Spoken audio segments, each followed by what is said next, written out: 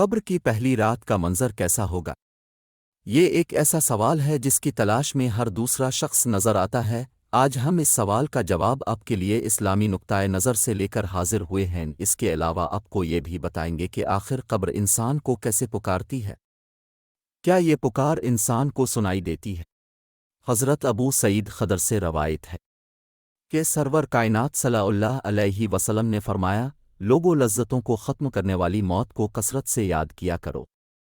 قبر ہر دن اپنے مردوں سے خطاب کرتے ہوئے اعلان کرتی ہے، میں غربت اور تنہائی کا گھر ہوں، مٹی اور کیڑوں کا گھر ہوں۔ جب مومن کو دفن کیا جاتا ہے تو قبر اسے مرحبا کہتے ہوئے خوشخبری سناتی ہے کہ میری پشت پر چلنے والوں میں تو بڑا محبوب تھا، آج میں تیری ہو گئی اور تو میری طرف آ گیا، تو اب میرے احسان کو دیکھ لے گا، اور جنت کا دروازہ اس کے لیے کھول دیا جاتا ہے، جہاں سے اس کو جنت کی تازہ ہوا آتی ہے۔ حضرت ابو ہریرہ رضی اللہ تعالیٰ عنہ کا بیان ہے کہ رسول اللہ صلی اللہ علیہ وسلم ایک جنازے میں شریک ہوئے، پھر فرمایا، میں بھی اب صلی اللہ علیہ وسلم کے ہمراہ تھا۔ اب صلی اللہ علیہ وسلم ایک قبر کے پاس بیٹھ گئے اور فرمایا، یہ قبر ہر دن بآواز بلند کہتی ہے، اے آدم کی اولاد، تو کیوں مجھے بھول گیا؟ کیا تجھے یہ معلوم نہیں کہ میں تنہائی کا گھر، غربت کا گھر، وحشت کا گھر، کیڑوں مکڑوں کا گھر ہوں؟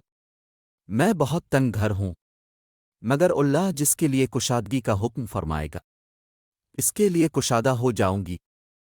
اس کے بعد اب صلی اللہ علیہ وسلم نے فرمایا، اے قبر، تو آ تو جنت کا چمن ہے، آ پھر آگ کا ایک تنور۔ حضرت ابو حجاج رضی اللہ تعالیٰ عنہ سے روایت ہے کہ رحمت عالم صلی اللہ علیہ وسلم نے فرمایا، مردہ جب قبر میں رکھا جاتا ہے تو قبر اس کو کہتی ہے، اے ابن آدم، تو ہلاک ہوا، تجھے کس چیز نے مجھ سے دھوکے میں رکھا؟ کیا تجھے معلوم نہ تھا کہ میں فتنہ، تاریکی اور کیڑوں مکڑوں کا گھر ہوں؟ تجھے کس چیز نے مجھ سے بہکا کر نڈر کر دیا، اور تو میری پشت پر خوب اکڑ کر چلتا تھا؟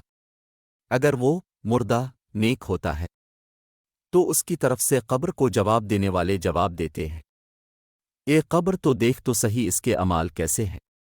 یہ اچھائی اختیار کرتا تھا اور برائی سے باز رہتا تھا۔ یہ سن کر قبر کہتی ہے، بے شک یہ نیک تھا، اب میں اس کے لیے سرسبز ہو جاتی ہوں۔ مردے کا جسم اس وقت منور ہو جاتا ہے اور اس کی روح اللہ تعالیٰ کی طرف بھیج دی جاتی ہے۔